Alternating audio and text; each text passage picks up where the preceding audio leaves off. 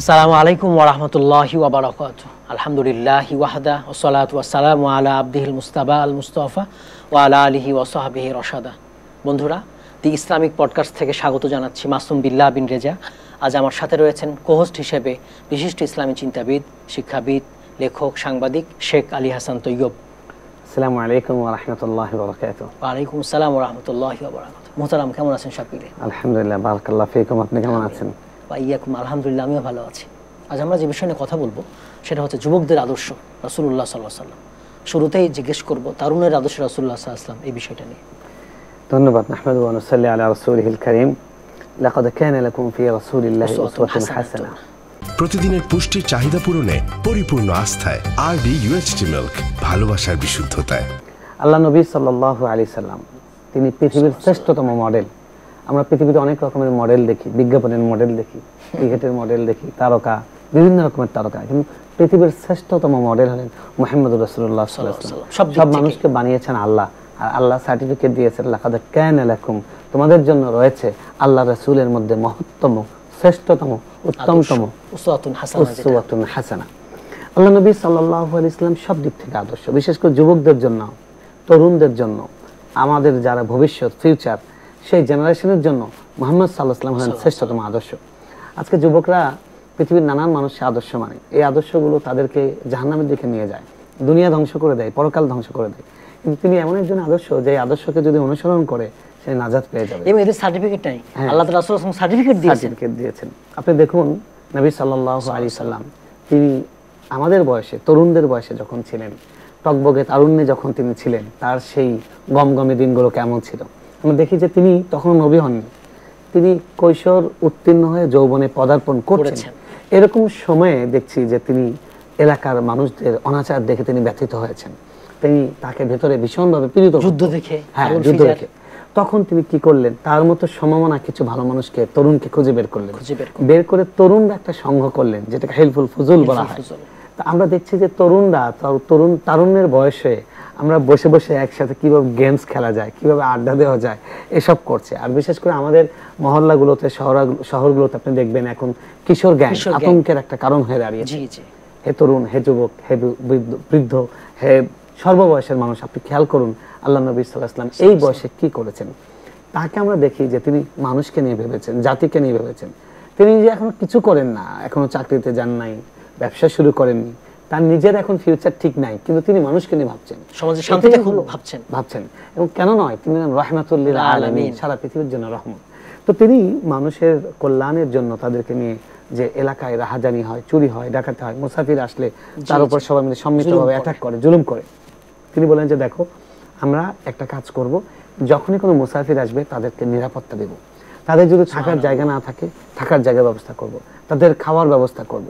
এই যে কল্যাণ চিন্তা, আজকে আমরা অনেক তরুণকে দেখি তারা কিন্তু এগুলো ভালো করে। আমরা শুধু তরুণদেরকে খারাপ বলবো না, তরুণদের মধ্যে অনেক ভালো উদাহরণ আছে, যে দেখা যাচ্ছে যে ব্লাড লাগবে, ব্লাড গ্রুপ আছে, মুহূর্তের মধ্যে তারা ব্লাড সংগ্রহ করে দিচ্ছে, অনেক বড় একটা কাজ। হ্যাঁ, তারপর বিপন্ন মানুষের পাশে ফেসবুকে স্ট্যাটাস দিচ্ছে যে অমুক মানুষ সে হারিয়ে গেছে, তাকে দেখুন কেউ আছে, ছড়িয়ে দিচ্ছে, মুহূর্তের মধ্যে তার খোঁজ বের করে ফেলছে, সহযোগিতা করছে। তো এরকম তরুণ বয়সে রাসূল সাল্লাল্লাহু আলাইহি ওয়াসাল্লাম সমাজকে নিয়ে ভেবেছেন, এটা এক নম্বর দিক।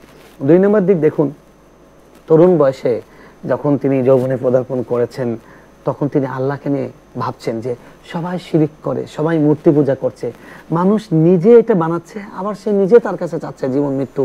এটা কেমন অযৌক্তিক চিন্তা ভাবনা। তিনি হ্যাঁ, তিনি ঘেরা গুহায় গিয়ে তিনি ধ্যান করছেন, ধ্যান করতে করতে তিনি নবুয়ত পেয়ে গিয়েছেন, স্রষ্টাকে খুঁজছেন।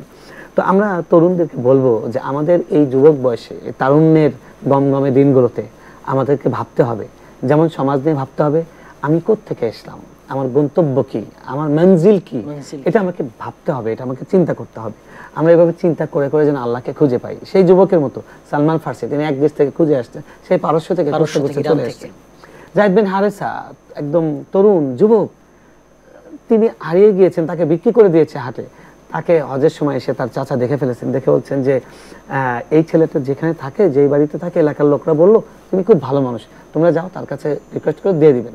তো বললেন যে এই ছেলেটা তো আমাদের, তার বাবাকে নিয়ে আসছে, জায়েদ বিন হারেসার বাবাকে নিয়ে আসছে। তো বলছেন না, আমি যাব না। কারণ আমি শ্রেষ্ঠ মানুষকে পেয়ে গেছি।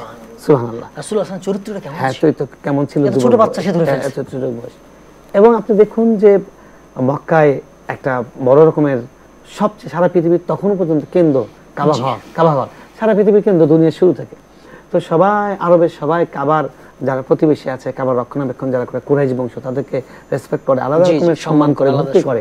কেন? তারা কাবার রক্ষণাবেক্ষণ করে। এখন কাবাঘর ভেঙে গেছে বন্যায়, সেটা প্লাবিত হয়ে গেছে, এখন এটাকে পুনর্নির্মাণ করবে।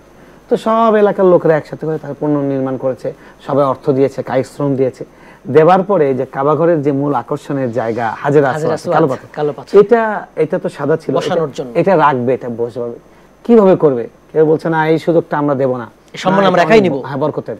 এভাবে তারা মোটামুটি যুদ্ধের জন্য ঢাল তলোয়ার নিয়ে রেডি। তখন তারা একজন তাদের বলল যে এক কাজ করা হোক, আমরা একটা লটারির মতো ছেড়ে দিই, এটা ভাগ্যের উপর ছেড়ে দিই, যে প্রথম যিনি এসে মসজিদে এসে ঢুকবেন আগামীকালকে তিনি যা ফয়সালা দিবেন সেটা মেনে নেব আমরা। তো দেখা গেল যে আগামীকাল প্রথম এসে মুহাম্মদ রাসূলুল্লাহ সাল্লাল্লাহু আলাইহি ওয়াসাল্লাম, যুবক মুহাম্মদ সাল্লাল্লাহু আলাইহি ওয়াসাল্লাম, ইয়াং ম্যান, হ্যাঁ তিনি চলে আসছেন। সবাই বলছে আল আমিন, ইনি তো আমাদের এলাকার সবচেয়ে বিশ্বস্ত, সবচেয়ে আদর্শ চরিত্রের অধিকারী, তিনি যা বলবেন তাই মেনে নেবেন। সুবহানাল্লাহ।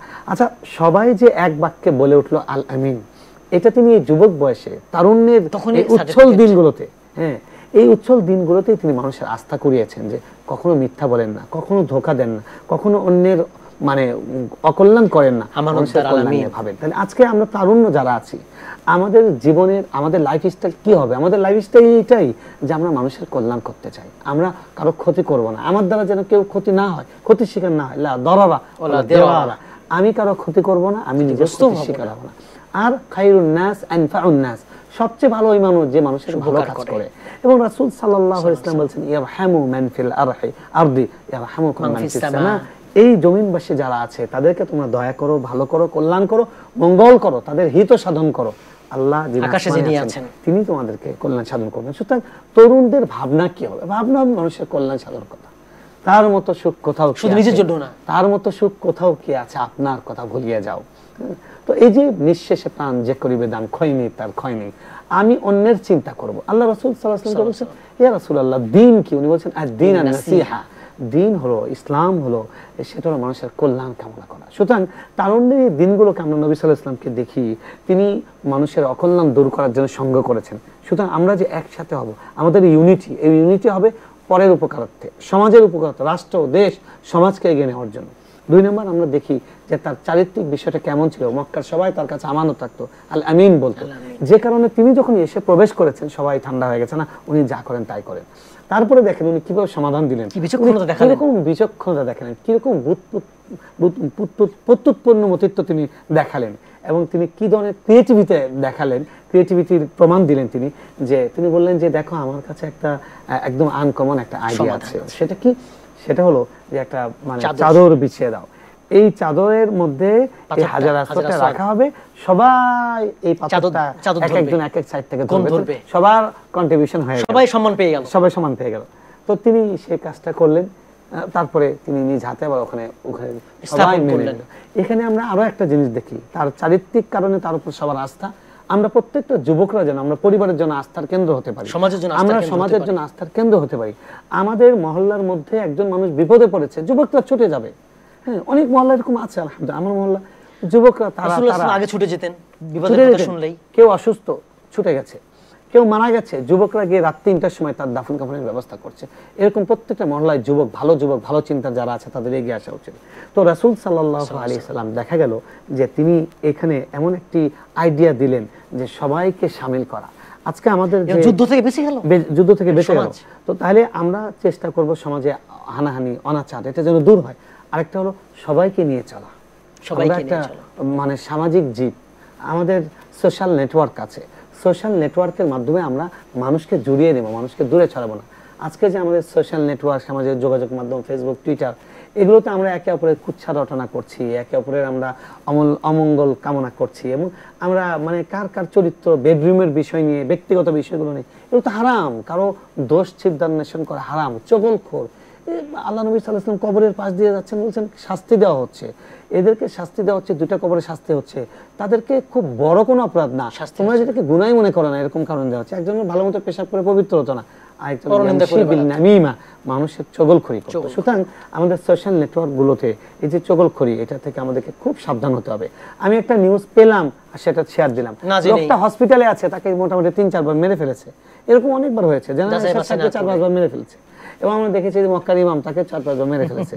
এটা একটা হুজুক একটা অবস্থা। এবং রাসূল সাল্লাল্লাহু আলাইহি ওয়াসাল্লাম স্পষ্ট বলেছেন যে কাফা বিল মারই কাযিবান আন ইউহাদ্দিসা বিকুল্লি মা সামিআ, যা শুনবে তাই বলে। তো তরুণদের খেয়াল করতে হবে যে ভাইরাল হওয়ার নেশা, আমি একটা বাজে জিনিস শেয়ার করলাম, একটা বানোয়ার জিনিস শেয়ার করলাম, এটা কোনো আদর্শ যুবকের কাজ হতে পারে না। আমরা মুহাম্মদ সাল্লাল্লাহু আলাইহি ওয়াসাল্লামের জীবনী থেকে আমরা এই জিনিসটা দেখতে পাই। শুধু আমরা দেখি যে আমাদের নবী সাল্লাল্লাহু আলাইহি ওয়াসাল্লাম সব দিক থেকে, অর্থনৈতিক দিক থেকে তিনি কি করেছেন, যুবক বয়সে তিনি আর্ন করার জন্য চিন্তা করেছেন।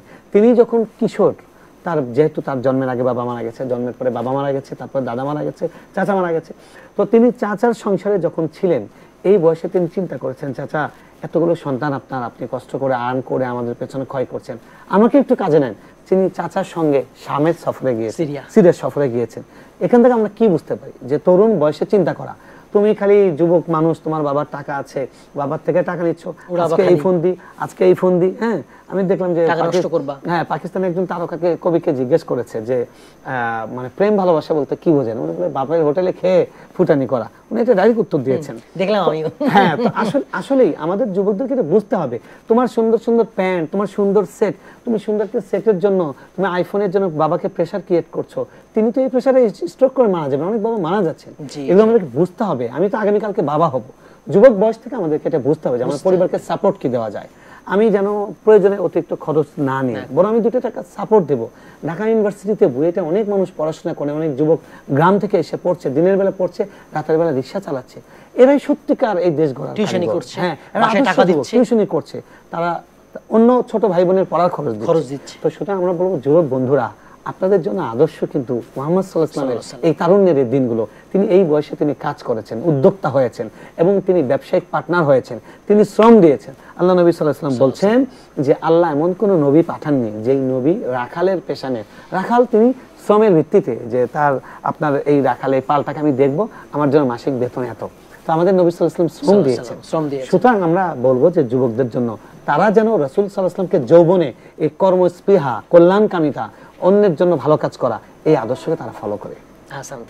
এবারে যেটা নিয়ে আমরা আলোচনা করব সেটা হচ্ছে হতাশা। এটা দূর করার জন্য রাসূলুল্লাহ সাল্লাল্লাহু আলাইহি ওয়াসাল্লামকে আমরা কিভাবে আদর্শ হিসেবে গ্রহণ করব? এই চমৎকার একটি পয়েন্ট। যুবকদের জন্য খুব কমন, আমরা দেখেছি যে বাংলাদেশে বিগত 3 বছরে আত্মহত্যার হার, সুইসাইড করছে তরুণ তরুণীরা, এবং এটা হার ক্রমশ বাড়ছে। খুবই বিস্ময়কর কথা হলো যে মানে যেগুলো বিশ্ববিদ্যালয়ে পড়ুয়া ছেলে মেয়ে, তারা সুইসাইড করছে তুচ্ছ কারণে, প্রেমিকার সাথে সামান্য একটু অভিমান করে, মানে তারা সুইসাইড করছে। আমি চিন্তা করে পাই না, জীবনের মূল্য নাই আসলে, বুঝে না জীবনের মূল্যটা। তরুণ বন্ধু, যুবক বন্ধুরা, তারা কি চিন্তা করবেন, আপনাকে চিন্তা করবেন না যে আপনাকে আপনার মা 10 মাস গর্ভে ধারণ করেছেন, আপনাকে জন্ম দিতে গিয়ে তিনি তার জীবনের রিস্ক নিয়েছেন, এবং জীবন বাজি রেখে কষ্ট করে মা তার শ্রম দিয়ে, বাবা তার বাইরে ঘাম ঝরিয়ে আপনার জন্য টিউশনির টাকা দিয়েছেন, আপনার সুন্দর কাপড় কিনে দিয়েছেন, আপনার সেট দিয়েছেন, আপনার স্কুলের বেতন, আপনার কলেজের বেতন, এতদূর নিয়ে এসেছেন আপনাকে, হ্যাঁ এতদূর এনেছেন। আপনি তার জন্য কি সার্ভ করবেন, তাকে কি ফিডব্যাক দেবেন, সেটা আপনার পরিকল্পনার মধ্যে এখন থাকা দরকার। আপনি একটা বান্ধবীর জন্য জীবন দিয়ে দিচ্ছেন, এই বান্ধবীর আপনার লাইফে আপনার অবদান কতটুকু, তার সাথে আপনার রিলেশন 3 মাসের, 3 বছরের, তিনি কালকে যদি একটু অভাব যদি জানালে গেট দিয়ে ঢোকে, জানালে যে ভালোবাসা পালিয়ে যায়, ভালোবাসা পালিয়ে যাবে। তো সুতরাং আর এই জীবন আপনার না, আল্লাহ আমানত, আল্লাহ জীবন আমানত নষ্ট করছে, আমানত। ইন্না সামআ ওয়াল বাসারা ওয়াল ফুআদা কুল্লু উলাইকা কানা আনহু মাসউলা, সবকিছু আল্লাহ আমাদেরকে জিজ্ঞেস করবেন। এবং আল্লাহ রাসূল সাল্লাল্লাহু আলাইহি ওয়াসাল্লাম বলছেন যে কিয়ামতের দিন 4টা প্রশ্নের, অন্য বর্ণনা আছে 5টা প্রশ্নের উত্তর দেওয়া ছাড়া কেউ এক কদম সামনে যেতে পারবে না। এর মধ্যে একটা আছে ওয়াইন শাবাবি ফিমা আবলা, তার যৌবনকাল সে কোথায় ব্যয় করেছে। সুতরাং আমাদের যৌবনকালের হতাশার দিক হলো 1 নম্বর হতাশার দিক, সেটা বলবো। আমি বলছি যে হতাশ হয়ে এরকম দুর্ঘটনা না ঘটানো, এটা বললাম। আর হতাশ হবই না, কেন হবেন? কোরআনে আল্লাহ রাব্বুল আলামিন কি বলছেন? ইয়াকুব আলাইহিস সালাম তিনি বলছেন যে ওয়ালা তাইয়াসুস মির রাউহিল্লাহ, আল্লাহর দয়া থেকে, রহমত থেকে কখনো নিরাশ হয় না। হ্যাঁ, আল্লাহর রহমত থেকে সেই নিরাশ হয় যে জালিম, যে কাফের, সেই কবরবাসী। আপনি কেন নিরাশ হবেন? আপনি পরীক্ষায় পাস করেননি, আবার পরীক্ষা দেন। আপনি ফার্স্ট হতে পারেননি, আল্লাহ হয়তো আপনাকে লাস্ট, মানে ব্যাক বেঞ্চার পৃথিবীতে সফল বই আছে, আপনি পড়ে দেখেন পৃথিবীর বড় বড় ব্যাক বেঞ্চার, তারা পৃথিবীতে বড় বড় উদ্যোক্তা হয়েছেন, ব্যবসায়ী হয়েছেন, তারা হাজার হাজার মানুষকে চাকরি দিয়েছেন। তো সুতরাং আমি এটা করলে যে আমি সফল হব, এই চিন্তাটা কেন আসছে? আল্লাহ হয়তো আমাকে অন্য জায়গায় নিতে চান। তো সুতরাং কখনো যেন হতাশ না হয় কোনো ব্যাপারে, সেটা রেজাল্টের জন্য হোক, সেটা আমাদের জবের ক্ষেত্রে হোক, সেটা আমার মনের মানুষকে খুঁজে পাওয়ার ক্ষেত্রে হোক, সেটা আমার অন্য যে কোনো ক্ষেত্রে হোক, আমরা যেন কখনো হতাশ না হই। হতাশ কোনো মুমিন কখনো হতে পারে না। আপনি কিভাবে হতাশ হন? আপনার উপর একজন আল্লাহ আছেন যার কাছে কিছুই অসম্ভব না। তিনি কি করেছেন? তিনি বাবা ছাড়া ঈসাকে জন্ম দিয়েছেন, তিনি বাবা মা ছাড়া আদম আলাইহিসসালামকে পাঠিয়েছেন। তিনি কি করেছেন? মাছের পেটের মধ্যে থেকে ইউনূস আলাইহিস সালামকে উদ্ধার করে এনেছেন। তিনি আগুনের মধ্যে থেকে ইব্রাহিম আলাইহিস সালামকে পোড়াননি, তিনি রক্ষা করে এনেছেন। তো তার কাছে তো কোনো কিছু ইম্পসিবল না। আপনি কেন তার কাছে? সুন্দর বলেছেন আরো এক সাহেব, মোটিভেশনাল স্পিকার, তিনি চমৎকার বলেছেন, আপনার পৃথিবীতে দুনিয়াতে যত রকমের আপনার সমস্যা আছে, আপনার এই সমস্যার সমাধান আর আপনার সমস্যা, এই দুটার মাঝে দূরত্ব ঠিক ততটুকু, আপনার কপাল আর সিজদার জমিনের মধ্যে দূরত্ব ততটুকু।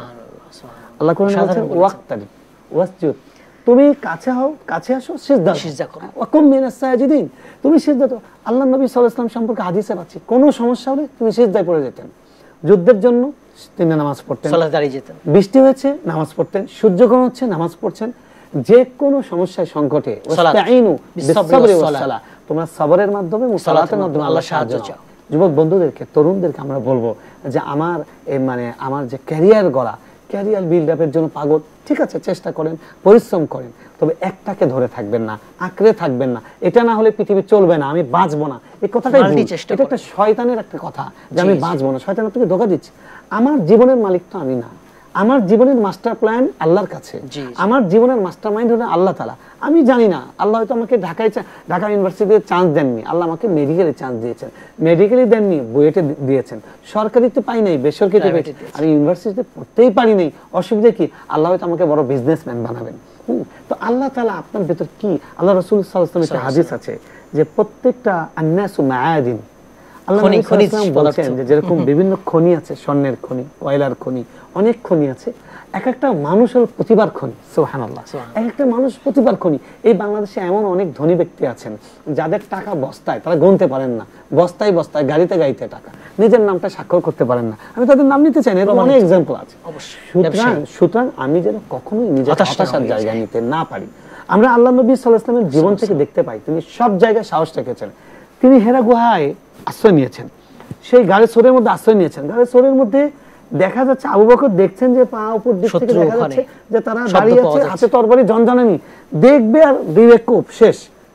আরডি নিয়ে এলো আসল ফ্রুট পাল্প দিয়ে তৈরি আরডি ফ্রুট ড্রিঙ্কস, লিচু আর অরেঞ্জের দুটি অসাধারণ ফ্লেভার। আল্লাহ নবী বলছেন লা তাহজান ইন্নাল্লাহা মা'ানা, লা তাহজান, ভয় পেও না, ভয় পেও না। মুসা আলাইহিস সালাম তিনি দেখতে পাচ্ছেন আল্লাহ আমাদের সাথে আছেন, ফেরাউন এসে পড়েছে, হ্যাঁ, লোহিত সাগরে, এবং সামনে সাগর, পেছনে ফেরাউন দল। উনি বলছেন আল্লাহ আমাদেরকে পেয়ে গেল। আল্লাহ নবীকে, মুসাকে সবাই বলছেন যে আমরা ভুল করে ফেলে গেলাম। উনি বললেন যে না, কখনোই নয়, কাল্লা মাইয়া রব্বি, কখনোই নয়, আমার সাথে আমার রব আছেন। সুতরাং আমার যেখানে রব আছেন, যে রব সবকিছু সমাধান কুইক দিতে পারেন এবং অসম্ভবকে সম্ভব করতে পারেন, আমি তার জ্ঞানের মধ্যে আছি, এখনো জ্ঞানের মধ্যে, সব মুহূর্তে জ্ঞানের মধ্যে আছি। আমি টিভিতে দেখি যে আলাদিনের চেরাগ, আমার টিভিতে দেখি যে রবিন হুড সবকিছু করে দেয়, হ্যাঁ, মাসুদ রানা সবকিছু করে দেয়। আরে কিসের মানুষ মাসুদ রানা, রবিন হুড, এগুলো তো কৃত্রিম। আপনার কাছে আল্লাহ আছেন, তিনি সবকিছু করে দিতে পারেন। সুতরাং আমরা বলবো এজন্য তিনি রব, হ্যাঁ, এজন্য সব চাইতে তিনি পূরণ করতে সবকিছু, রব্বুল আলামিন, সব মুহূর্তে রব্বুল আলামিন। সেজন্য কোনো মুমিন কখনো হতাশ হতে পারে না। আমরা নবীর জীবন থেকে দেখি কোনো অবস্থায় হতাশা নেই। তিনি দুনিয়াতে আসার আগে বাবা নেই, দুনিয়াতে আসছেন মায়ের কাছে, কয়েক বছর পরে মা চলে গেলেন, তিনি দুধ মার কাছে গেলেন, ফিরে আসা মাত্র মা চলে গেল। তার চাচা তাকে আশ্রয় দিয়েছেন, চাচা চলে গেল, স্ত্রী তাকে ছায়া দিয়েছেন, তার অভিভাবকের ছায়া দিয়েছেন, কারণ তিনি তার বয়সে বড় ছিলেন। আমাদের আম্মাজান খাদিজা রাদিয়াল্লাহু তাআলা আনহা, তিনি জান্নাতের নেত্রী, তো তিনি তাকে ছায়া দিলেন, তাকে আল্লাহ নিয়ে গেলেন। আল্লাহ নবী সাল্লাল্লাহু আলাইহি ওয়াসাল্লাম একটু মানসিকভাবে কষ্ট পেয়েছেন। আল্লাহ বলছেন আমি তোমার থেকে নিয়েছি স্ত্রীকে, দেখো তোমাকে কি দেই। আল্লাহ তাকে নিয়ে গিয়ে মেরাজ দিয়েছেন, সুবহানাল্লাহ। আল্লাহ নবী সাল্লাল্লাহু আলাইহি সাল্লাম তিনি তখন মক্কায় মার খাওয়া একটা অবস্থা, কিচ্ছু নাই, কেউ হেল্প করে না, চারদিকে হতাশার মতো একটা পরিস্থিতি। তিনি শুয়ে আছেন, তার পিঠে দাগ পড়ে গেছে। এক সাহাবী এসে চুমো দিয়ে বলছেন ইয়া রাসূলুল্লাহ সব নবীরা তারা আল্লাহর কাছে দোয়া করে, কত প্রাচুর্য, আপনি এত গরিব, এত কষ্ট, আমাদের কষ্ট লাগে। উনি বলছেন আরে পাগল, আমি তো সেই দিনটা দেখছি যে ইসলাম সারা পৃথিবীতে ছড়িয়ে পড়েছে। দেখেন কি মোটিভেশন, কি মোটিভেশন। তাকে ধাওয়া করছে, তিনি হিজরত করে যাচ্ছেন, আমার লোম শিউরে উঠেছে। তাকে ধাওয়া করছেন, ধাওয়া করছে সুরাকা বিন মালিক। সুরাকা বিন মালিককে বলছেন পাগল, তুই আমাকে ধাওয়া করছিস? আরে মুসলমানরা পারস্য জয় করবে, পারস্য জয় করার পর তোমাকে মুকুট দেওয়া হবে, মুকুটটা তুমি কোন দিক দিয়ে পড়বা সেই হিসাব করো, তুমি আমাদের কোন করতে? হ্যাঁ তাই নাকি, আপনি লিখে দেন। আপনি যেহেতু বলেছেন এটা কখনো মিস হবে না। সুবহানাল্লাহ। এজন্য আমরা যুবকদেরকে বলবো পৃথিবীর কোনো মোটিভেশনাল স্পিকার লাগবে না, আপনি শুধু আমার নবীকে পড়ুন, আপনার জীবনে আশা পাবেন, কোরআন পড়ুন, হাদিস পাবেন, সাহস পাবেন, সম্বল মোটিভেশনাল গ্রন্থ। হ্যাঁ, এজন্য আল্লাহ রাব্বুল আলামিন আমাদের নবী সম্পর্কে বলেছেন উসওয়াতুন হাসানা, শ্রেষ্ঠতম আদর্শ। আলোচনা খুবই চমৎকার হচ্ছে। আমরা এই পর্যায়ে যেটা নিয়ে কথা বলবো সেটা হচ্ছে বকে যাওয়া যুবকদের আদর্শ কিভাবে রাসূলুল্লাহ সাল্লাল্লাহু আলাইহি ওয়াসাল্লাম। দেখুন আজকের পৃথিবীতে যুবকদের অনেক রকমের অনৈতিকতা, বিশেষ করে মানে আমাদের এই সার্বভৌমত্বের শত্রু যারা এবং মুসলিম উম্মার শত্রু যারা, তারা আমাদের যুবকদেরকে টার্গেট করেছে। আজ থেকে 100 বছর আগে মিটিং করেছে ইউরোপের বড় বড় দেশগুলো ছিল, তারা চিন্তা করেছে যে মুসলমানদেরকে আমরা যতই মার দিই, দিন শেষে তারা কোরআনের কথা বলে এক হয়ে যায়, এদেরকে কিভাবে মেরুদণ্ড ভেঙে দেওয়া যায়। তখন তারা গবেষণা করে বের করেছে যে যুবকদেরকে ধ্বংস করে দিতে হবে। কিভাবে ধ্বংস করবেন সেটাও গবেষণা করেছে। দুটো জিনিস বলছে, তাদেরকে কোরআন থেকে দূরে সরিয়ে দিতে হবে। হ্যাঁ, আর 2 নম্বর হলো তাদের মধ্যে মাদক এবং মদ এবং নারী, এই দুটো জিনিস অর্থাৎ অশ্লীলতা, তাদের চরিত্রকে ধ্বংস করে দিতে হবে। তো তাদের আল্লাহর সাথে সম্পর্ক নষ্ট করে দিতে হবে, তাদের চরিত্র ধ্বংস করে দিতে হবে। সফল তাইলে তারা সফল, এবং তাই হয়েছে। আজকে আমরা তাদের কাছে টেকনোলজি ভিক্ষা করি, আজকে আমরা তাদের কাছে অস্ত্র ভিক্ষা করি, তারা আমাদেরকে যুদ্ধে লাগিয়ে দেয়, দিয়ে মজা পায়। আমেরিকা তারা রাশিয়া ইউক্রেনকে লাগিয়ে দেয়, এরকম একজন অস্ত্র বিক্রি দিয়ে ওনারা করে, এবং করার পরে তারা আবার আমাদেরকে এই মানে পপুলেশন রোধ করার জন্য আমাদেরকে টাকা দেয়, জলবায়ু পরিবর্তন, হ্যাঁ, ক্লাইমেট চেঞ্জ, সেটার জন্য আমাদেরকে অনুদান দেয়, নিজেরা চেঞ্জ করছে। কিন্তু ওস্তাদরা কিন্তু আমাদের থেকে এগুলো কেড়ে নিয়েছেন। এখন আপনি ইসলামে যদি দেখেন তাহলে আপনি দেখবেন যে ইসলাম কিভাবে এই যুব শক্তিটাকে, কিভাবে তাদের মধ্যে আশা তৈরি করছে, কিভাবে তাদেরকে কর্মস্পৃহা এবং তাদের মধ্যে যে প্রতিভা আছে, প্রতিভাগুলো বের করে এনে তাদেরকে শক্তিতে পরিণত করছে। প্রত্যেকটা মানুষ তারা একটা খনি, প্রতিভার খনি, সম্ভাবনার খনি। এই সম্ভাবনার খনিগুলোকে আমাদের নবী সাল্লাল্লাহু আলাইহি ওয়াসাল্লাম একজন বিজ্ঞ রাষ্ট্রনায়কের মতো বের করে এনেছেন। তো আমাদের বাংলাদেশ, আমাদের জাতি, আমাদের প্রত্যেকের দায়িত্ব হলো যে তরুণদেরকে অনৈতিক যত কাজ আছে এই জায়গা থেকে ফিরিয়ে এনে তাদেরকে দেশ গঠনে তাদেরকে অন্তর্ভুক্ত করা। তরুণদের জন্য এখন সবচেয়ে বড় চ্যালেঞ্জ সেটা হলো মাদকের চ্যালেঞ্জ। আজকে আমার বাসা তো টঙ্গী, গাজীপুরে, সেখানে কিশোর সংশোধনাগার ওখানে আছে। আমি ওখানে দেখি যে বাজার থেকে, পাশে বাজার আছে, বাজার থেকে ওরা 3 তলা থেকে জোরে জোরে করে চিল্লায় কথা বলে বাবা মা।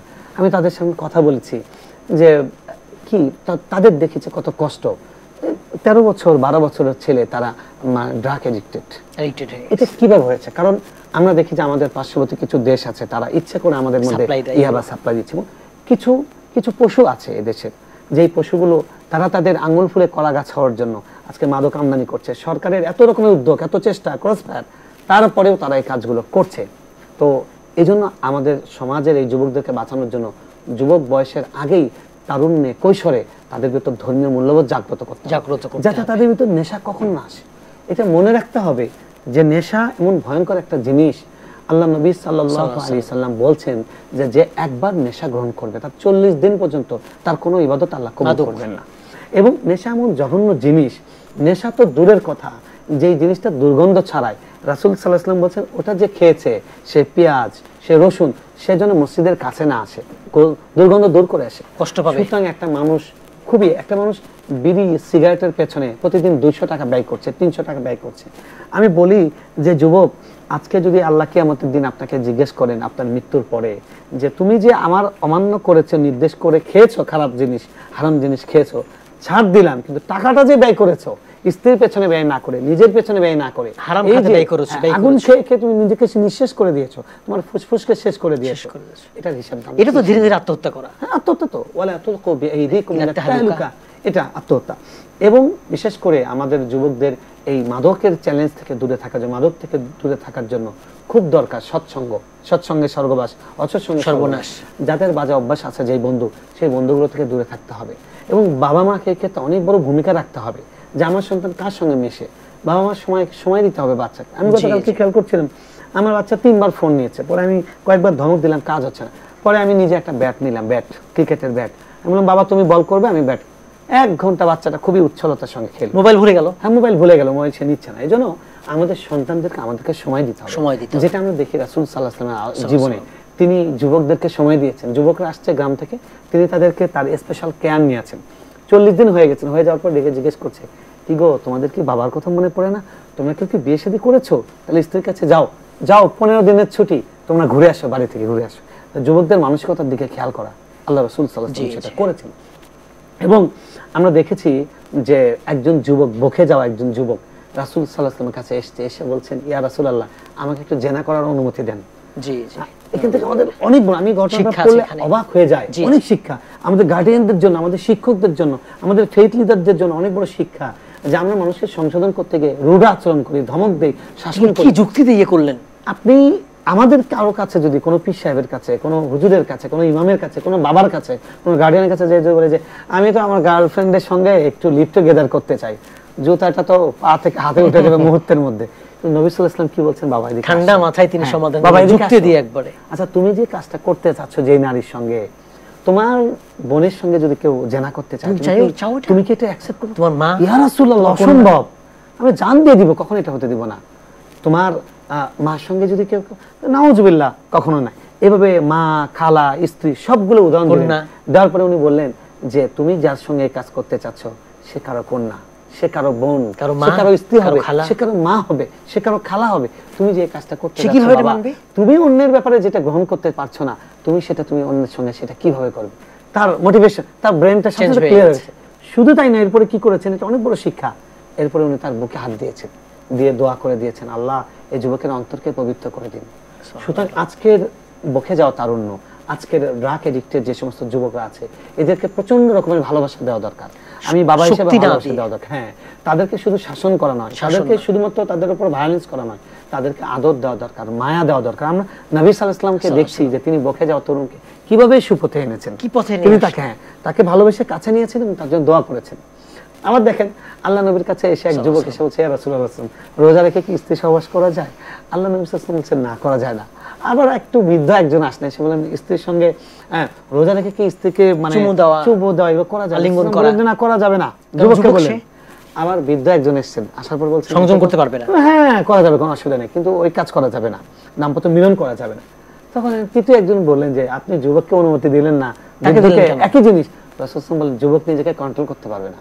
তাহলে দেখেন, একজন যুবকের মানসিকতা, তার সাইকোলজি, এটা রাসূল সাল্লাল্লাহু আলাইহি ওয়াসাল্লাম রিড করেছেন। তিনি রিড করে তাকে সেরকম দাওয়া, সেরকম প্রেসক্রিপশন তিনি তাকে দিয়েছেন। সুতরাং বকে যাওয়া তারুণ্যের ব্যাপারে আমাদের দৃষ্টিভঙ্গিটা, আমাদের শাসন করা, তাদেরকে লাইনে আনার জন্য আমাদেরকে এরকম ব্রেন খাটাতে হবে, তাদের সাইকোলজি আমাদেরকে বুঝতে হবে।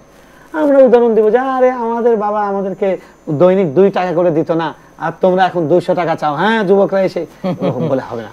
তাকে আপনি বুঝান যে বাবা, আমার আয় কতটুকু, আমি তোমাকে যতটুকু পারি ততটুকু দেবো বাবা, তুমি ভবিষ্যতে বড় চাকরি করো, পড়াশোনা করো, করে তুমি দুনিয়াটাকে আরো এনজয় করো। তাহলে তো সে বুঝবে না আমার বাবার জন্য একটা বার্ডেন হয়ে যাচ্ছে। তো সুতরাং আমাদের তাদেরকে প্রচুর মায়া দেওয়া দরকার, ভালোবাসা দেওয়া দরকার, কাছে যাওয়া দরকার, কাছে টানা দরকার। এটাই আমরা রাসূল সাল্লাল্লাহু আলাইহি ওয়াসাল্লামের জীবন থেকে দেখি যে তিনি এভাবে তাদেরকে সংশোধন করেছেন, মায়া দিয়ে, ছায়া দিয়ে, দোয়া দিয়ে তাদেরকে সুপথে ফিরিয়েছেন। তাই আমাদের বকে যাওয়া তরুণের জন্য ঠিক একই পন্থা আমাদেরকে অবলম্বন করতে হবে। মোহতারাম, এই পর্যায়ে আমরা যেটা নিয়ে কথা বলবো সেটা হচ্ছে পারিবারিক জীবনে, দাম্পত্য জীবনে রাসূলুল্লাহ সাল্লাল্লাহু আলাইহি ওয়াসাল্লাম আমরা কিভাবে আদর্শ মানব। খুব গুরুত্বপূর্ণ একটি অংশ, মানে বিয়েটা তো যুবক অবস্থায়, কারণ হলো বিয়ের বয়স হলো টকবকে তারুণ্যে এই সময় বিবাহ করে। আমরা দেখছি কি ঢাকা শহরে, বিশেষ করে মহানগরগুলোতে প্রচন্ড রকমের ডিভোর্স হচ্ছে। একজন কাজী আমাকে বললেন যে তিনি 1 মাসে তিনি 25টি বিয়ে পড়িয়েছেন, 42টি মানে ডিভোর্স করিয়েছেন। নাউজুবিল্লাহ মিন যালিক। এটা কেন হচ্ছে? কারণ আল্লাহর নবী সাল্লাল্লাহু আলাইহি ওয়াসাল্লাম যুবকদেরকে বিয়ের ক্ষেত্রে যে নির্দেশনা দিয়েছেন, সেই নির্দেশনাগুলো বাবারা, গার্ডিয়ানরা ফলো করছে না, যুবকরা ফলো করছে না। যুবকদের জন্য কি সেটা আমি প্রথমে বলি। যুবকদের জন্য আল্লাহ নবী সাল্লাল্লাহু আলাইহি ওয়াসাল্লাম দিয়েছেন যে তাদের চরিত্রটাকে পবিত্র রাখতে হবে। তোমার বয়স তুমি এখনো পড়াশোনা শেষ হয়নি, তোমার 14টা গার্লফ্রেন্ড, তুমি এখন নানান রকমের সবকিছু বুঝে ফেলছো, তাহলে তো তুমি তো সংসারটা সুন্দর করতে পারবে না, কারণ তোমার চোখ নষ্ট হয়ে গেছে, কলব নষ্ট হয়ে গেছে। আল্লাহ নবী সাল্লাল্লাহু আলাইহি ওয়াসাল্লাম আমাদেরকে বারবার তাগিদ দিচ্ছেন আমাদের চরিত্র যেন পবিত্র থাকে। আল্লাহ নবী বলছেন কি, ইয়া মাশারাশ শাবাব মান ইসতাতাআ মিনকুমুল বাআতা ফালইয়াতাযাওয়াজ। সামর্থ্য আছে, সামর্থ্য কি? স্ত্রীর ভরণ পোষণ দেওয়ার সামর্থ্য এবং শারীরিক সামর্থ্য, এই দুটো সামর্থ্য আছে, তুমি এখন বিবাহ করো। আর যার সামর্থ্য এখন হয়নি, আরো 2 বছর লাগবে, আরো 1 বছর লাগবে, উনি বলছেন যে বাবা একটু সবর করো, সিয়াম করো। হ্যাঁ, ওমাল্লাম ইয়াস্তাতি। আর যার কাছে সামর্থ্য নেই ফালাইহি বিসওম, সে যেন সিয়াম করে, রোজা রেখে নিয়ন্ত্রণ করে, রোজাটা রিপুকে নিয়ন্ত্রণ করতে শেখায়। তাহলে আমার যদি সামর্থ্য থাকে যে আমি মিনিমাম কস্ট, যে আমার মহারণা দিতে হবে, তারপরে আমার স্ত্রীকে মোটামুটি ভরণ পোষণ দেওয়ার এবিলিটি, এটা যদি থাকে, তাহলে বাবা মাকেও রাসূল সাল্লাল্লাহু আলাইহি ওয়াসাল্লাম ওসিয়ত করছেন আমরা যেন তাদের বিয়ের ক্ষেত্রে বাধা না দিই। অনেক বাবা মা আছে মানে 50,000 টাকা বেতন পায় না, এখনো বিয়ের বয়স হয় নাই, ওনার দরকার 1 লাখ টাকা। মনে রাখবেন, এই ছেলে যদি জেনা করে বিবাহ না করার কারণে, জেনাকারী শুধু আপনার ছেলে না, আপনার আমলনামাও জিনার গুনাহ জমা হচ্ছে। আপনি তো 5 ওয়াক্ত নামাজ পড়েন, মসজিদে জিকির করেন 1 ঘন্টা করে, আপনি জিকির আপনাকে জান্নাতে নিতে পারবেন, ওই ছেলের গুনাহ আপনাকে জাহান্নামে নেবে, স্পষ্ট, আপনি পুরো দেখেন। রাসূল সাল্লাল্লাহু আলাইহি ওয়াসাল্লাম বলছেন, ইদা খাতাবা ইলাইকুম মান তারদাউনা দীনাহু ফাযাওয়িজু। তোমার কাছে যদি কোনো এরকম ছেলে বিয়ের প্রস্তাব দেয় যার দিনদারিতে তুমি সন্তুষ্ট, সে বিয়ের জন্য উপযুক্ত, বিয়ে দিয়ে দাও। এখন তুমি এটা ঘোরায় না, না আমার যে লাইফ স্টাইল, আমাদের যে সমাজ ব্যবস্থা, আমাদের তো 15 লাখ টাকার নিচে কোনো মহারানা নাই। হ্যাঁ, এই ফ্যাশন, এই সমস্ত গাল গল্প নয়। আপনি মহারানা জিনিসটা কি, আমাদের সমাজে এখন হয়ে গেছে কি, মহারানা দেয় হলো বিবাহটা জোরে রাখার জন্য। আল্লাহ বলছে দাঁড়া, অন্তরটা আমি একে অপরের সাথে মিলিয়ে দেই, আমি অন্তর বিচ্ছিন্ন করে দিব। এজন্য কি হচ্ছে, অনেক হাই প্রোফাইল পরিবার যেগুলো আছে, মানে যেগুলো মানে আমাদের দেশের, হ্যাঁ, বড় বিগ সোসাইটি যেগুলো আছে, সেই জায়গাগুলোতে দেখি কি যে 30 লাখ টাকা 40 লাখ টাকা মহারানা, আর কেজির দরে স্বর্ণ, মানে ভরি না, কেজির দরে, এরকম আমরা দেখি। কিন্তু বিয়ে ওই স্বর্ণের ওজন যতটুকু ততটুকু, ওই কয় বছরও যায় না, 20 ভরি স্বর্ণ 20 বছর বিয়ে টেকে না, এরকম দেখছি। প্রচুর রকমের ডিভোর্স হচ্ছে, কারণ আমরা ভুলে যাচ্ছি যে অন্তর যে একটা নারী এবং একটা পুরুষ, দুটা অন্তরকে আল্লাহ 2 জায়গা থেকে এক করে দিচ্ছেন। শুধু 2টা ব্যক্তি নয়, একজন মানবী নয়, 2টা পরিবার, বিশাল একটা হয়ে যাচ্ছে।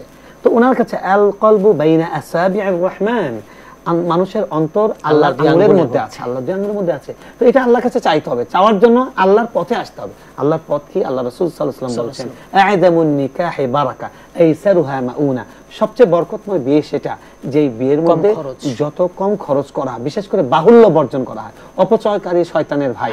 আপনি বিয়ের মধ্যে খামোখা পাত্র দেখতে গিয়ে, কনে দেখতে গিয়ে, সেটার জন্য একটা অনুষ্ঠান, আবার গায়ে হলুদের একটা অনুষ্ঠান, এরপরে অনুষ্ঠান কত রকমের অনুষ্ঠান, এরপরে ছেলেদের যৌতুক, হ্যাঁ, এরপরে মেয়ের জন্য এমন শপিং করছে যে ওই শপিং দিয়ে মোটামুটি 3টা পরিবার মাস খানেক বছর খানেক চলতে পারবে। এই ধরনের অপচয়গুলো করে আমরা কি করছি, এই অপচয় করার টাকা নেই, বিয়ে করতে পারছে না, ও তো আগুনে বিয়ে কঠিন হয়ে যাচ্ছে। হ্যাঁ, বিয়ে কঠিন হয়ে যাচ্ছে। এজন্য আমাদের এই জিনিসগুলো থেকে বেরিয়ে আসা দরকার। রাসূল সাল্লাল্লাহু আলাইহি ওয়াসাল্লামের নির্দেশনা হলো যুবকদের জন্য দাম্পত্য জীবনের ক্ষেত্রে যে বিয়েটাকে সহজ করা হবে, বিয়ে ভাঙা কঠিন করা হবে। একটা মুসলমানের দাম্পত্য কলহ হবে, কিন্তু সেটা মিটে যাবে, সমাধান হয়ে যাবে। আল্লাহ নবী সাল্লাল্লাহু আলাইহি ওয়াসাল্লাম বলছেন, ওই নারীকে আল্লাহ রহম করুন যার স্বামীর সঙ্গে মনোমালিন্য হয়েছে, রাতের বেলা সে স্বামীর হাত ধরে বলছে, আপনি যতক্ষণ পর্যন্ত আমার উপর সন্তুষ্ট না হচ্ছেন ততক্ষণ আমার জন্য খাওয়া হারাম। আল্লাহ নবী বলছেন এই নারীর উপর রহমত আল্লাহর খাস রহমত। তো রাসূল সাল্লাল্লাহু আলাইহি ওয়াসাল্লাম জুড়িয়ে দিচ্ছেন। এক যুবক সাহাবী রাসূল সাল্লাল্লাহু আলাইহি ওয়াসাল্লাম গিয়ে বলছেন, ইয়া রাসূলুল্লাহ, আমার স্ত্রীর মধ্যে এই দোষ আছে। আল্লাহ নবী বললেন, আচ্ছা দোষ এগুলো না, আচ্ছা ওর কি 2-একটা গুণ আছে? আছে, বলো তো দেখি। শুনলেন, শোনার পরে বললেন, তুমি এই গুণগুলো একটু আলোচনা করো, এগুলো চিন্তা করো। প্রত্যেকটা মানুষ দোষে খারাপের সময় এগুলো চিন্তা করো। তাহলে কিভাবে রাসূল সাল্লাল্লাহু আলাইহি ওয়াসাল্লাম আমাদের সংসারগুলো জুড়ে দিচ্ছেন, না ভেঙে। তো সুতরাং মূল কথাটা হলো যে তরুণদের যথাসময়ে বিয়ের ক্ষেত্রে আমাদের পারিবারিকভাবে আমাদের ব্যবস্থা করতে হবে, এবং ওদিকে কনে পক্ষ যারা আছে তাদের এই ব্যাপারে ছাড় দিতে হবে। আর ছেলে পক্ষ যারা আছে, আপনারা যে যৌতুক খুঁজছেন, না যৌতুক না, ওই আর কি ছেলের জন্য এগুলো লাগে, মনে রাখবেন হারাম জুলুম। এই হারাম দিয়ে যে 2টি সম্পর্ক স্থাপন হচ্ছে 2টি পরিবারের, এটা টেকা সম্ভব নয়। এই জন্য যৌতুক মুক্ত বিবাহ হতে হবে, বাহুল্য মুক্ত বিবাহ হতে হবে, অপচয় মুক্ত বিবাহ হতে হবে, এবং হারাম অনুষঙ্গ মুক্ত বিবাহ হতে হবে। আপনি একজন নারীকে দেখতে যাচ্ছেন, উনি আল্লাহর বান্দি, উনি একজন মুসলিম নারী, ওনার কত সম্মান আছে। আপনি কি গরু ছাগল দেখতে যাচ্ছেন, একদম ঘটা করে দেখতে যাচ্ছেন, এবং ফেসবুকে ছবি দিচ্ছেন, চাচা দেখে, দাদা দেখে, বন্ধু দেখে, উনি একাই দেখতে পারবেন না, কেউ দেখতে পারবে না। এগুলো নাই, ইসলাম এগুলো নাই। আল্লাহ রাসূল সাল্লাল্লাহু আলাইহি ওয়াসাল্লাম যুবককে অনুমতি দিয়েছেন, সে তার স্ত্রীকে দেখবে, সম্ভাব্য তার হবু স্ত্রীকে সে দেখবে, যে তার আকর্ষণ ফাইনাল পর্যায়ে গিয়ে একবার শুরুতে দেখবে। তার আগে দেখবে মহিলারা, তাহলে কি হবে, এটা সিক্রেটলি হয়ে যাবে, কোনো পরিবারের জন্য এটা বিব্রত করা হবে না। আজকে অনেক পরিবার এই জন্য এটা বিয়ে হচ্ছে না, যে তার মেয়েকে কেউ দেখে গিয়েছে, তারপরে এলাকার মধ্যে ভাইরাল হয়ে গেছে যে মেয়ে তো দেখালো, বিয়ে তো হয় না, আর বিয়ে আসে না। ইন্না লিল্লাহি, কি কঠিন অবস্থা সেই পরিবারের জন্য। লাখ লাখ যুবতী মেয়ে আছে, তাদের বিয়ে হচ্ছে না, এটা একটা সামাজিক সমস্যা হয়ে দাঁড়িয়েছে। এটা এই জন্য দাঁড়িয়েছে রাসূল সাল্লাল্লাহু আলাইহি ওয়াসাল্লামের আদর্শ আমরা ফলো গ্রহণ করিনি। আল্লাহ নবী সাল্লাল্লাহু আলাইহি ওয়াসাল্লাম কি বলছেন, 4টা জিনিস দেখে বিবাহ করা হয়। নারীকে তার রূপ দেখে বিয়ে করা হয়, বংশীয় পরিচয় দেখে বিয়ে করা হয়, অর্থ সম্পদ, ধন দেখে বিবাহ করা হয়, দিনদারি দেখে বিবাহ করা হয়। উনি বলছেন 4টা জিনিস দেখে বিবাহ করা হয়, এটা হয় সামাজিক রীতি, কিন্তু করণীয় কি উনি বলছেন, ফাসফার বিজাতি দ্বীন, তোমরা করো, আমি বলছি তোমরা করো, দিনদারি দেখে বিবাহ করো। আপনার যে রূপ, এটা তো এই লাবণ্য, এই গ্ল্যামার, এটা 10 বছর পরে থাকবে না। 2টা সন্তান হওয়ার পরে এই রূপ কোথায় চলে যাবে, তখন চরিত্র একে অপরকে মুগ্ধ করবে। সুতরাং চরিত্র হলো, এটা হলো একদম কি বলে, এটা অল টাইম, রূপ এটা হলো পার্ট টাইম। তো সুতরাং আমরা যুবকদেরকে বলবো, যুবতীদেরকে বলবো, অভিভাবকদেরকে বলবো, ছেলে মেয়েদের জন্য বিবাহের যে ইসলামী নির্দেশনা আছে, আল্লাহ নবীর আদর্শ আছে, সেটাকে আমাদের ফলো করতে হবে। এটা যদি ফলো করি, তাহলে আমাদের দাম্পত্য জীবনগুলো সুন্দর হবে। এবং যৌবনকালে রাসূল সাল্লাল্লাহু আলাইহি ওয়াসাল্লাম আমাদের তরুণ তরুণীদেরকে, দম্পতিদেরকে যে শিক্ষাগুলো তিনি দিয়েছেন, আমরা যখন বিবাহ হচ্ছে তখন দোয়া করেছেন, বারাকাল্লাহু লাকুমা ওয়া বারাকা আলাইকুমা ওয়া জামাআ বাইনাকুমা ফি খাইর, কি সুন্দর দোয়া দিয়েছেন। আল্লাহ রাসূল সাল্লাল্লাহু আলাইহি ওয়াসাল্লাম বলেছেন যে একে অপরের ভালোবাসা হওয়ার জন্য যে সমস্ত নানান রকমের দাম্পত্য জীবনের টিপস দিয়েছেন। আমাদের ছেলে মেয়েরা বিবাহ করার পরে কেমনে জীবনটাকে এনজয় করবে বোঝে না, কি হারাম পথ আল্লাহ নবী সাল্লাল্লাহু আলাইহি ওয়াসাল্লাম শিখিয়েছেন। উনি স্ত্রীকে বলছেন, তুমি দৌড় দাও তো দেখি। হ্যাঁ, দৌড় দিয়েছেন। কে আগে যায়? স্ত্রীর সঙ্গে তিনি আনন্দ করেছেন। তিনি যেখানে গিয়েছেন স্ত্রীকে সঙ্গে নিয়ে করেছেন। হ্যাঁ, এগুলো আদর্শ, রাসূল সাল্লাল্লাহু আলাইহি ওয়াসাল্লাম। রাসূল সাল্লাল্লাহু আলাইহি ওয়াসাল্লাম আম্মা জান আয়েশা যে পাত্র থেকে খেয়েছেন, ওই জায়গাতে তিনি খেয়েছেন। কিভাবে ভালোবাসাটা তৈরি হয়েছে।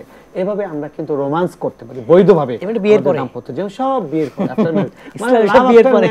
ইসলামের লাভের যত কথা, সেগুলো লাভ আফটার ম্যারেজ, বিফোর ম্যারেজ করে বিয়ের দরজাতে ঢোকার পরেই। হ্যাঁ, বিয়ের দরজাতে ঢোকার। সুতরাং এটা যদি আমরা আমাদের তারুণ্য, আমাদের যুব সমাজ, আমাদের সমাজ এটাকে সুন্দরভাবে শিক্ষার মধ্যে আনি এবং চর্চার মধ্যে আনি, তাহলে আমাদের সমাজের দাম্পত্য কলহ দূর হয়ে যাবে।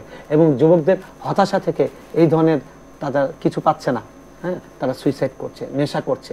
আমাদের যুব সমাজের সবচেয়ে বড় যেটা সমস্যা, নেশা, মাদক এবং নৈতিকতার অবক্ষয়। এটার একটা বড় কারণ হলো দাম্পত্য জীবনের যে ব্যবস্থা আমাদের সমাজ ব্যবস্থায়, সেটা জঘন্য একটা ব্যবস্থা। এটাকে যদি ইসলামিক কায়দায় আমরা ঢেলে সাজাতে পারি, আমরা উৎসাহিত করতে পারি, তাহলে আমাদের তরুণদের এই সমস্যাটা অনেকটাই দূর হয়ে যাবে ইনশাআল্লাহ বিইজনিল্লাহ। মোহতারাম, অনেক ধন্যবাদ, অনেক মূল্যবান তথ্য দিয়েছেন আমাদের। জাযাকুমুল্লাহ খাইর। ওয়াইয়াকুম, আল্লাহ আপনাকে অনেক কল্যাণ দান করুন। আমিন আমিন, আপনাকেও। বন্ধুরা, আজ আমরা কথা বলছিলাম যুবকদের জন্য আদর্শ রাসূলুল্লাহ সাল্লাল্লাহু আলাইহি ওয়াসাল্লাম। রাসূলুল্লাহ সাল্লাল্লাহু আলাইহি ওয়াসাল্লাম সর্বকালের সর্বশ্রেষ্ঠ মহামানব। রাসূলুল্লাহ সাল্লাল্লাহু আলাইহি ওয়াসাল্লাম প্রত্যেকটা মুহূর্ত আমাদের জন্য আদর্শ। মানুষের চরিত্রের যেসব ভালো গুণ, সবগুলো রাসূলুল্লাহ সাল্লাল্লাহু আলাইহি ওয়াসাল্লামের মধ্যে ছিল। রাসূলুল্লাহ সাল্লাল্লাহু আলাইহি ওয়াসাল্লাম যৌবনকালেই হিলফুল ফুজুল করেছেন সমাজের শান্তি প্রতিষ্ঠার জন্য। রাসূলুল্লাহ সাল্লাল্লাহু আলাইহি ওয়াসাল্লাম যুবকদের গুরুত্ব দিয়েছেন, তাদের দায়িত্ব গ্রহণ করেছেন, দায়িত্ব দিয়েছেন, ইসলাম প্রচারে পাঠিয়েছেন মুসাব বিন নুবাইরকে। রাসূলুল্লাহ সাল্লাল্লাহু আলাইহি ওয়াসাল্লামের চরিত্র, চাল চলন, বিনয়, নম্রতা, উদারতা, বদন্যতা, বিশ্বস্ততা, কর্মদক্ষতা, বিচক্ষণতা অতুলনীয় ছিল, যার ফলে তার সমাজের লোকেরা তাকে গ্রহণ করেছে, তাকে বিচারক হিসেবে মেনেছে। তাই যুবকদের বলবো, আসুন আমরা জীবনের সকল ক্ষেত্রে রাসূলুল্লাহ সাল্লাল্লাহু আলাইহি ওয়াসাল্লামকে আদর্শ হিসেবে মানি, তাহলে আমরা দুনিয়ায় সফল হব, আখিরাতেও সফল হব। আমিন। আসসালামু আলাইকুম ওয়া রাহমাতুল্লাহি ওয়া বারাকাতুহু।